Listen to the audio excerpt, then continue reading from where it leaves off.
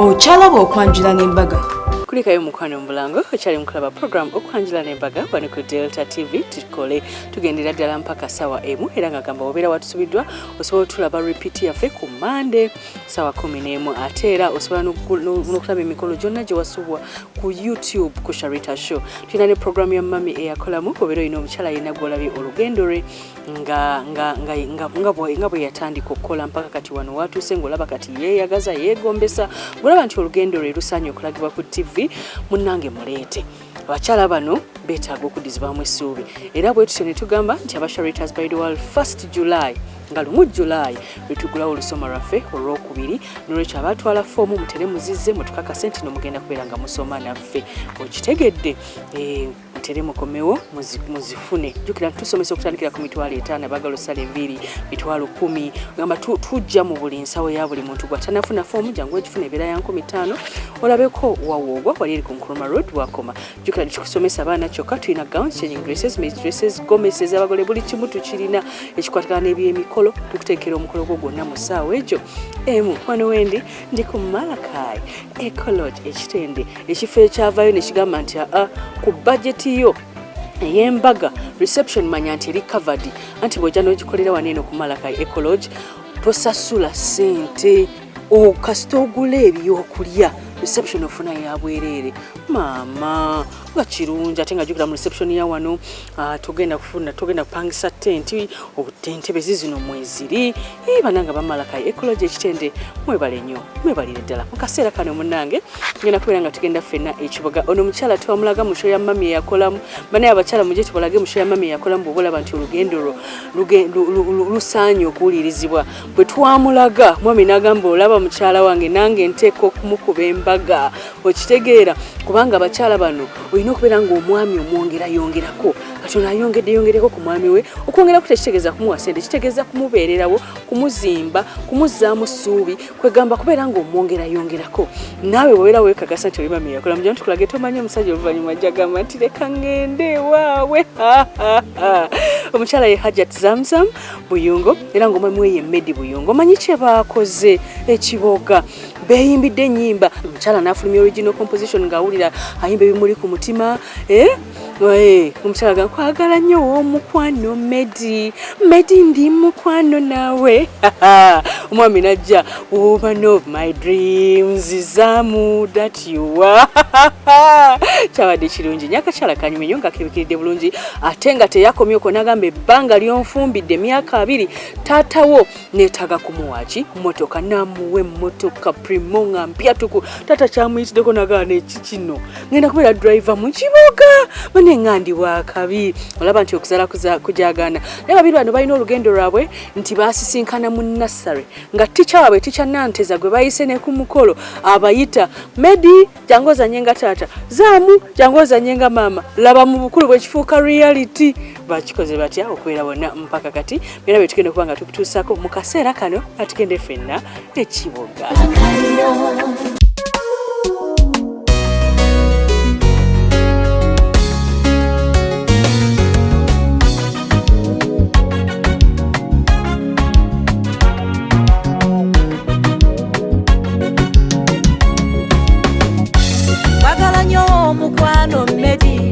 Medi ndi mukwano nawe sikyokka nti gwasinga obulungi ekirala gwasinga okuntegeera tena nikizidisha ananambia koleza nikitaka kusitisha ananambia ongeza japo imethibitishwa ila itampoteza ikipata kibala ikishuka na Assalamu alaikum wa rahmatullahi wa barakatuh. Wa alaikumus salam wa rahmatullahi wa barakatuh. Lwakuba nti omulembe bagukubye obwavu kati awo singa mwana wange batandika kuwa ssente naye omulembe gwavu wadde nnyo. Saiso kubalako basebo. Bawulira bibyo tunaabalabe engabula. Saiso kubalako banyabo. Abanakuddamu nti abakyala baveeko wuliriza bigambo byange gwe muwala njala mbulira omulimu gwe gugenze teri mukyala ayinza kuddamu mukyala munne nga amusinga ennyambala gwe kiri ekyo kiri kulikodde era kasitabeera nga amusinga ogenda okulaba nga aluma amannyo aluma emba baveeko njala kumanya omulimu gugenze gutya muwala wange taata mbadde nsaba impeya tukulembedde mumpeere atwali pota namutayika kasitaita mbyangunga balonda speaker omupya wa alaikumussalaamu wa rahmatullahi wa barakatuh sokodde mussalaamu nga bwenzija yangu addamudala wa alaikumussalaamu wa rahmatullahi mwana wange tokowa nalowooza no tunasiba kwekyo wa alaikumussalaamu wa rahmatullahi anatera okuggwa nze bintu mwana wange amambulira musawo yakulidde banno ate obutonde bw'omukyala awo abadde ajja tola salaamu paka olabanga akalira balipoota kakati taata mpulira bibyo mubetugemye bonna ye babadde abasinga babadde balamu naye tusanzeemu abalwadde babiri baliwa omu tugezezaako mujjanjaba nga tumuwa toktok microdose toktok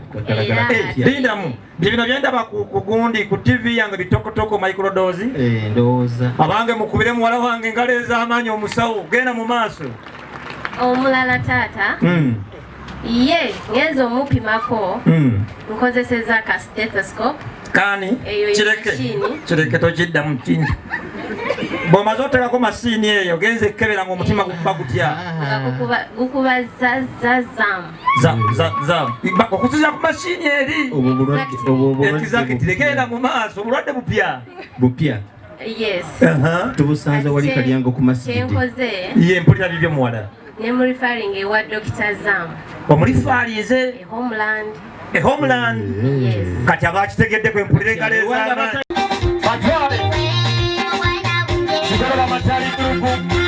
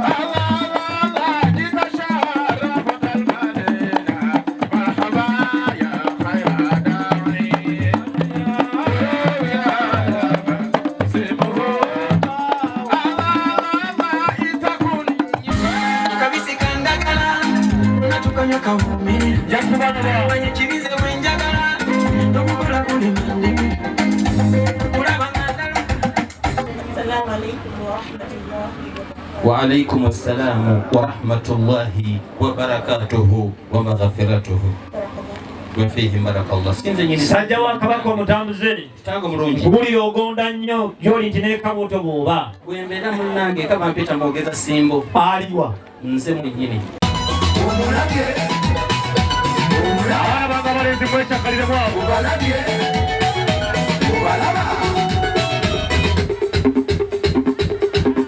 mulungi bano baana bange ba bulenzi wikiri omukolo guno gubawuubye katumwa abange engalo abange taata mutunulire mutabani wammwe lindamu muwala weetegese ogenda noono wange ndowooza mulabye banna omuntu alina ensonga yakyalika wikiri osaba ki mu kaseera kano سوق الحمد لله الذي هدانا إلى الخير وأطعنا عن الشر هو الله الذي خلق السماوات والأرض وجعل الظلمات والنور ثم الذين كفروا بربهم يعدلون يا أيها الذين آمنوا اتقوا ربكم الذي خلقكم من نفس واحدة وخلق منها زوجها وبعث منهما رجالا كثيرا والنساء tulina ensonga eyatulese ne tujja nga tutindiga kitange ekyamazima nga tutebateba ne tutinatina ne tusiyaguka eggendo mpulira bibyo okuva gye twavudde kitange ye ne tuyita ku miseetwe ye tuyita ku buwombo bamumpere kitange ne tuyita ku busozi mpulira bibyo ne tutuuka ku mutala guno muto wange jjangu tugende mu maaso ga taata ensonga tugitwala ekyanja mu Kampala naawe omwanyinaze tewasigala mukyame ng'otudde wajja ne mumbugiriza nze nesigala wakati nga lulimi ye nga bwe tugende wa taata ensonga okujanja kitange ekyamazima ensonga yatulese ya Simba, kitange ekyamazima ensonga yatulese ya Nono, kitange ekyamazima ensonga yatulese ya Buwangwa, kitange ekyamazima ensonga yatulese teriko mukataga wadde enjobobe. Ekituufu kiri nti ensonga ndoope wasenge namayumba abange ensonga ndoope namayumba kubengaleza amaanyi emyaka 18 nga bano benda byokubudde bakira bajja tubuuzaako n'abasingako awo. Kitange ekyamazima tulina omwana omusale nanyini nsonga fe abalala kwe twajjidde senga teyabadde ye fenno tetwali badde wano mwanyina zisembera wano. Ate njagala okutegeeza tuli mu maaso g'abakulu ate nze gwe mulaba kola kyokola wulira sigala ekyesimba batendereza sajja wa kabaka Ssuubi nze gwe mulaba ngoba nali ngobyeko n'abantu nammwe nsobola obbagoba era olina obuyinza munnange nkambuwala genda mu maaso akkiriza nkutegeeze akati nno gwe bw'omala okwekakasa nti oli solide otugogo bagenda okussaako waya amasannyalaze gaake wano nawe sigala nga weesimbye ku bakulu. Kitange ekyamazima akkiriza kinange nzike kuwa emmamba ngamba kitaka kitange ensonga eyatuleese enkulu enzito wanga byenda n'agula hafu asaba ekyenkata neweebuuza kyagenda okwetikka nga kyogamba n'ebyendamba ebyo ze sibimanyize kubanga sibirya genda mu maaso mumukubire engalo ez'amaanyi. Kitange ekyamazima akkiriza mpuliraliyo ensonga yaffe ndoope wasenga twagimanya senga Nnabanjula senga Nnabanguya nsonga ki erinnya lyatayagala kuwulira liriwa erya Nnabalwisa mugombolola Nnabeegaana omuluka nebuzaabuza olina obuyinza obutuma katumu akalyanguza ali entunzi namuyita enguzi yo bagitongoza olw'okubeera nno nti omulenzi gwe nakulembedde Mmedi akkiririza mubaka Muhammadi sallallahu alaihi wasallama kkiriza nesigabe ku byawandiikibwa bigamba ki omubaka oli mumanyi omubaka mu hadithi taliimu kubuusabuusa yagamba ki audhu billahi mina shaitani rajim nti annikahu min sunnati okuwasa n'okufumbirwa kitundu ku nkola yange faman raghaba an sunnati falaysa minni okuwasa n'okufumbirwa kitundu ku nkola yange abanga omwana mukubire engalo ez'amaanyi mumanyi faman raghaba an sunnati omuntu ayawukana ku nkola yange falaysa minni aba avudde mu kibiina kyange. Tuwasizenga abaana abalenzi abaki abakazi bazalenga kakati nabo obuwala banyabo ne bamubeera nga mwazze kutuula awo musiiba awo.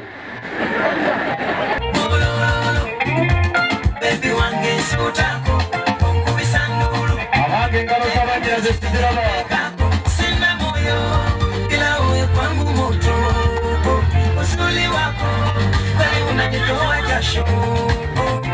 mwenye upendo umempata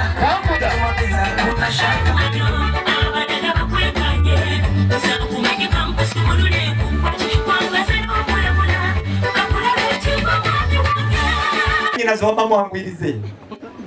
Assalamu alaikum wa rahmatullahi wa barakatuh. Wa alaikum assalamu wa rahmatullahi wa barakatuh. ضيوفنا الكرام أهلا وسهلا ومرحبا بكم إلى جئنا إلى هذا المكان. نحن مسرورنا جيدا إلى هذا اليوم. السلام عليكم ورحمة الله وبركاته. وعليكم السلام ورحمة الله وبركاته. سوكم twalire ekirabo nga kyonazako birala. Mwanyina zewuliza ebigambo bino we mutabadde nze abaddewo